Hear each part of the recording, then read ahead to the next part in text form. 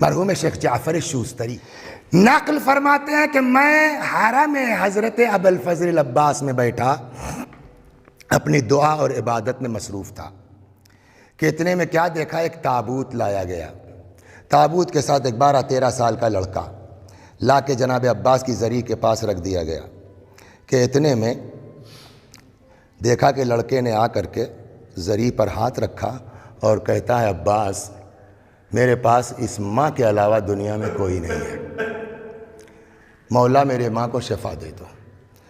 شیخ جعفر کہتے ہیں کہ لڑکے کی بلبلاہٹ دیکھ کے مجھ کو بھی احساس ہوا، میں نے دعا کتاب بند کی، آیا تابوت میں بڑھیا، میں نے کہا بیٹا اس کی حالت دیکھ رہے ہو، بچنا مشکل ہے، جاؤ غسل و کفن کا انتظام کرو۔ اس نے سر اٹھایا، غور سے دیکھتا ہے، کہتا ہے کہ شیخ آپ عالم دین ہیں، غیر آ کے ان کے یہاں سے خالی ہاتھ نہیں جاتا، اور مجھ سے کہہ رہے ہیں آپ کہ جا کر کے جو ہے وہ غسل و کفن کا انتظام کرو۔ تو اس کا میں نے جو ہے جذبہ دیکھا، میں نے کہا بھیا تم جانو، مولا جانے تمہارے، میں آ کے پھر اپنی دعا میں مصروف ہو گیا۔ اتنے میں اس نے ایک ایسی جسارت کی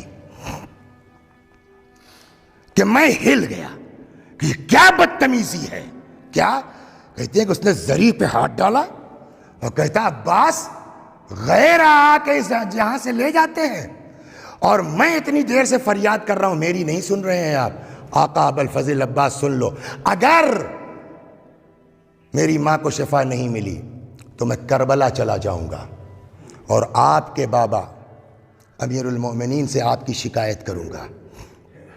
میں لرز گیا، یہ کیا بدتمیزی کر رہا ہے، لیکن اس نے صرف کہا نہیں، اٹھا کچھ دیر کے بعد اور حرم سے باہر چلا گیا۔ تابوت میں جنبش ہوئی، وہ بڑھیا اٹھ کے بیٹھ گئی، اتنے میں اس کا بیٹا آیا، بیٹے نے ماں کا ہاتھ پکڑا، ماں نے بیٹے کا ہاتھ پکڑا، عباس کی زری کا طواف شروع کیا، اپنی دیہاتی زبان میں مشکور یا خزینب، مشکور یا ابو فاضل، شکریہ ادا کرنا شروع کیا۔ نکلنا چاہتے تھے، میں نے پکڑا، کیا بات ہے، کیسے شفا ملی؟ لڑکا کہتا ہے آپ ہی تو کہتے تھے نا جاؤ غسل و کفن کا انتظام کرو، دیکھا شفا لے لی میں نے۔ مانگنے کا سلیقہ ہونا چاہیے، مانگنے کا ڈھب ہونا چاہیے۔ کہا ہوا کیا؟ اب لڑکا قصہ اپنا سناتا ہے کہ میں کربلا سے نکل گیا نجف جانے کے لیے، شہر سے باہر ہو گیا، چند قدم چلا تھا تب تک ایک سوار آ گیا، کہاں جا رہے ہو؟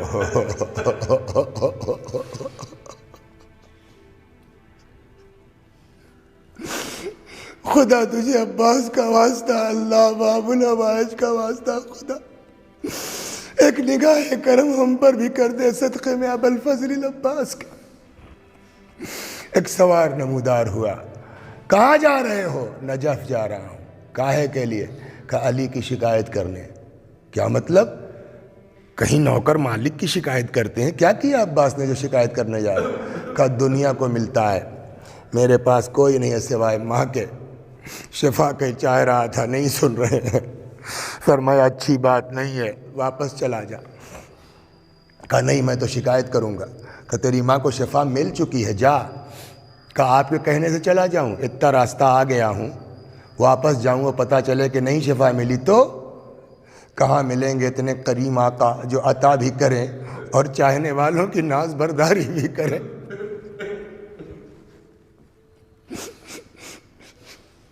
آنے والے نے کہا نہیں یقین آتا ہے تو آؤ، میرے گھوڑے پہ سوار ہو جا، میں تجھ کو کربلا لے چلتا ہوں، اپنی آنکھ سے اپنی ماں کو دیکھ لے، اگر شفا مل گئی ہے تو ٹھیک، ورنہ میں وعدہ کرتا ہوں اسی گھوڑے سے تجھ کو نجف تک پہنچا دوں گا۔ کہا جیسے انہوں نے یہ جملہ کہا میں آگے بڑھا سوار ہونے کی نیت سے، دیکھا کہ گھوڑے کا قد اچھا خاصا ہے۔ میں نے کہا تمہارے گھوڑے کا قد زیادہ ہے، ذرا اپنے ہاتھوں کا سہارا۔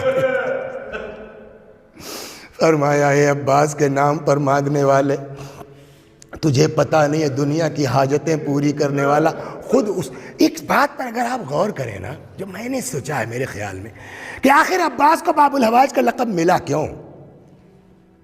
حضرت علی کے ذریعے دعا قبول ہوتی ہے، امام حسین کے ذریعے بھی دعا قبول ہوتی ہے، اماموں کے ذریعے، آخر عباس کو کیوں باب الحوائج؟ میری سمجھ میں ایک ہی بات آئی ہے وسیم صاحب کہ خود عباس کی حاجت کربلا میں پوری نہیں ہوئی، شاید یہی سوچ کے خدا نے کہا کہ اگر تمہاری حاجت پوری نہیں ہوئی تو اب قیامت تک تمہارے ذریعے دنیا کی حاجت پوری ہوگی۔